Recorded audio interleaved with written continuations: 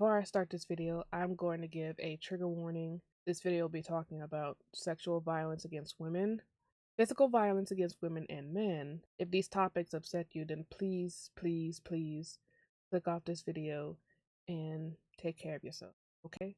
So these are the sources I use. Feel free to look at them and read them in your free time. There are some artists that I listened to growing up as a kid, but once I found out how much of a person they are, then I just stopped listening to them. And two individuals that I could not escape while growing up are Chris Brown and Trey Songz. Now, why am I bringing these two dudes up? You'll think that they're two different people, but in all actuality, they are the same side of one violent coin. Now, everyone knows the attack that Chris Brown did on Rihanna, and everyone knows how Trey Songz basically pressured Keke Palmer.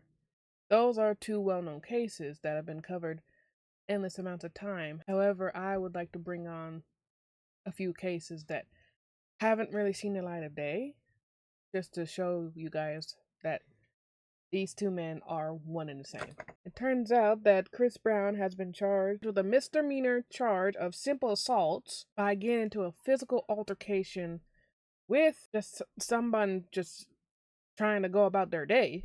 Now, with this assault, a guy was just hanging out with his two friends that were both women, and they were just outside in front of the hotel, just hanging out enjoying the nightlife. This dude saw Chris Brown. I was like, okay, cool. There's a famous person. Let's go and take a picture. So he asked, I'm pretty sure he asked quite nicely to take a picture. I wasn't there, so I don't know what truly happened. All I know that a person was assaulted for no reason. In my humble opinion, no reason. So they're posing to get the picture together, and then words were said by whom, like I said, I don't know. I wasn't there. But what we do know from the court documents is that Chris Brown punched the guy in the face. And with that, Chris Brown has another legal notch under his belt. His crime belt, if I must say so. And why do I say crime belt with Chris Brown? Well, it's because he has a long list of him not being able to keep his hands to himself. And according to Billboard.com, his most recent stint with the law was not only this year, but also outside of the US, with him being arrested out at his hotel in the UK, probably when he was on tour. And as Billboard also noted, that his crimes pretty much started when he decided to put his hands on Rihanna. And sure, people can argue that Chris Brown is mentally unwell, which, yeah, I understand. However, just because you have a mental illness does not excuse your bad behavior. As someone that does also have mental illness issues, just because I decide to crash out one day, it's because of my doing. It's not because of my mental illness. It's because of my own doing in my own mind. So I will be completely at fault. Not my mental illness.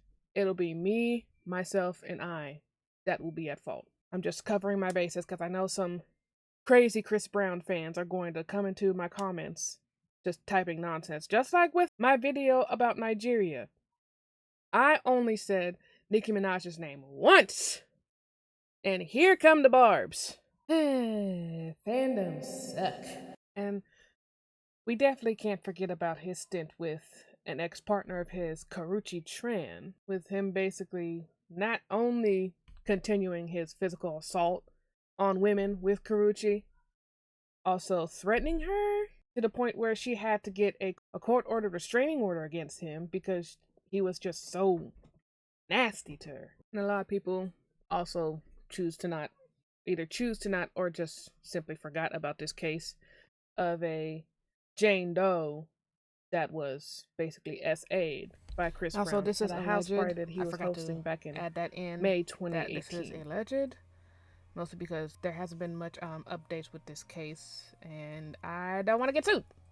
So yeah.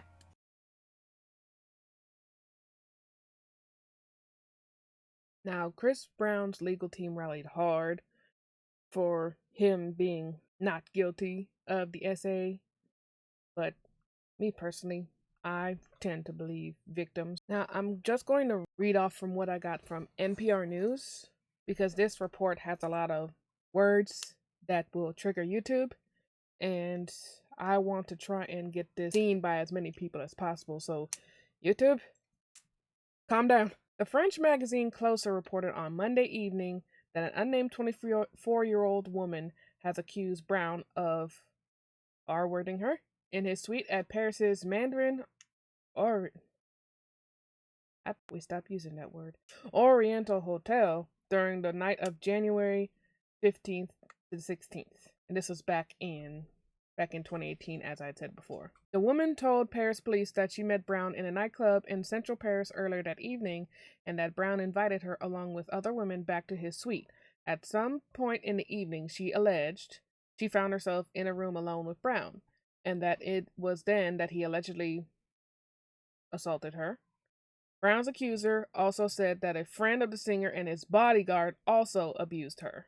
And I'm sure a lot of you have heard more of the recent charges of him being violent at his meetups with fans, or just in general lawless violence, especially when him and his bodyguards basically severely beat four men that were just backstage and had backstage passes too. So what's the point of trying to beat up on somebody that had access to be there? But now things are starting to get extra juicy in regards to Chris Brown's legal issues. So according to BBC News, Warner Brothers are trying to make a documentary about the SA claims against Chris Brown. And with Chris Brown not wanting that information out there for the public to see and tarnish his already in the gutter image, in my humble opinion, he's trying to sue them. Now, this is like early into this year, like January of this year.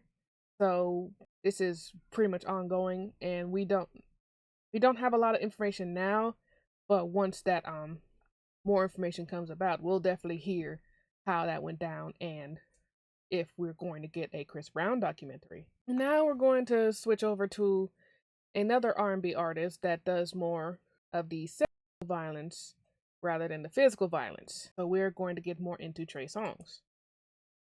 Now, this is another court document that has a lot of trigger words for YouTube, but this is a case of a Jane Doe stating that Trey Songz SA'd her and publicly humiliated her.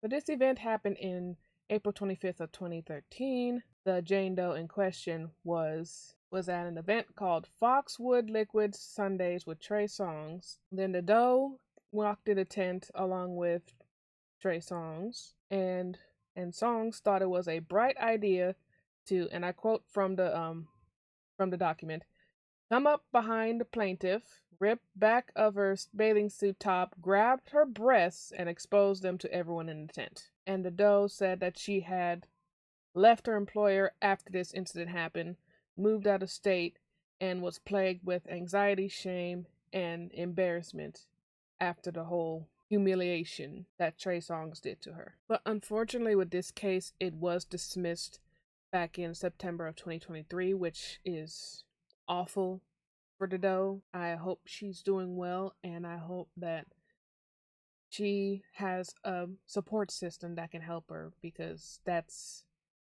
just not okay at all. And Trey Songz has a long list of based crimes against him, more so than the physical based crimes against him. Because recently, as of this month, Trey Songz has been arrested after destroying property in a New York City nightclub. So this was a nightclub in the Times Square venue called the Drama Nightclub, and that's spelled DRAMMA. And Trey Songz not only just destroyed property, but he also punched a nightclub employee in the face. Not to sound like ageist or anything, but these men are almost 40. In fact, I think Trey Songz is in his 40s.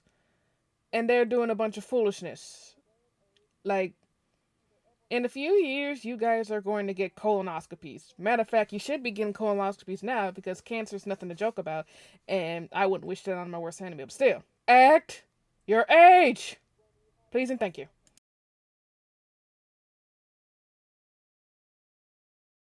So right now he has a count of second-degree criminal mischief, but has pleaded not guilty. And I'm like, pleading not guilty in a day and age where either everyone has a phone or everyone has security cameras, whether outside or inside or even both of the building, is mind-boggling to me. Like, you're going to plead not guilty when we have you caught in 4K.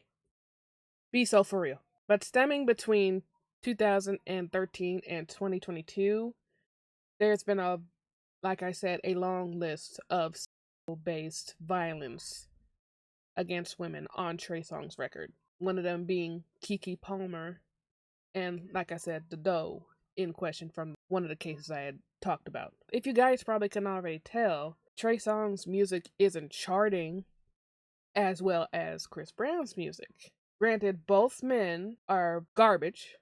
Both men are violent towards women. Both men are also R&B singers. Yet and still, Trey Songz is not doing the numbers like Chris Brown is.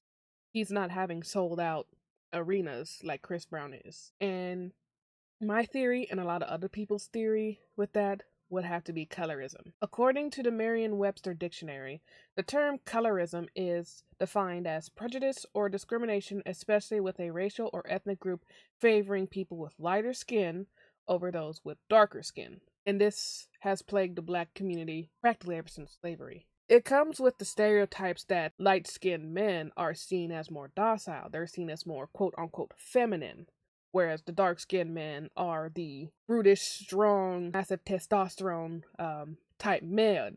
And that has played in favor of Chris Brown, but not so much in the favor of Trey Songz, because Chris Brown is a light-skinned black man, and as you clearly see, he still has a strongly women-based fan base. Whereas Trey Songz, it's basically crickets. It's basically crickets. With this video, I hope to point out that Chris Brown and Trey Songz are the same person. They're just one is lighter skinned and more favored in the public eye compared to another, solely because of how he looks. It just doesn't the public opinion doesn't seem to care that Chris Brown is an extremely violent individual. They just care that he looks good, which I mean,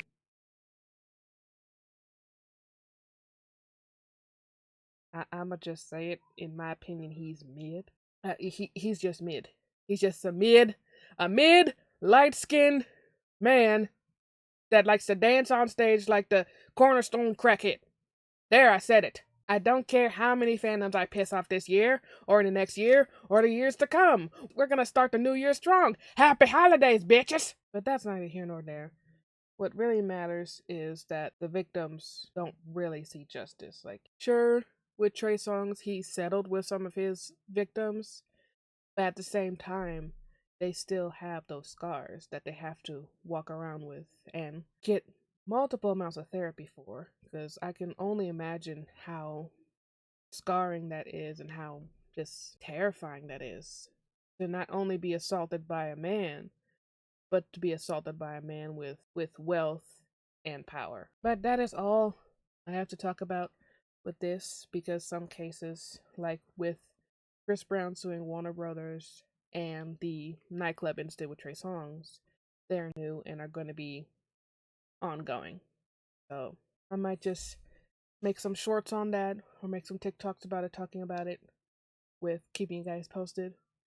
But yeah, another tough one. Thank you guys for watching this video. If you enjoyed this video, then give it a like and subscribe to my channel for more videos like this. Give this video a share if you really enjoyed this. But in the meantime, be sure to look after yourselves, look after each other, wash your hands, and stay hydrated, because it is cold and flu season. And yeah, I'll catch you guys next time I have a think piece. Take care now. I go walk eat. Go walk outside for a little bit. Okay. My dog has a few things he would like to say.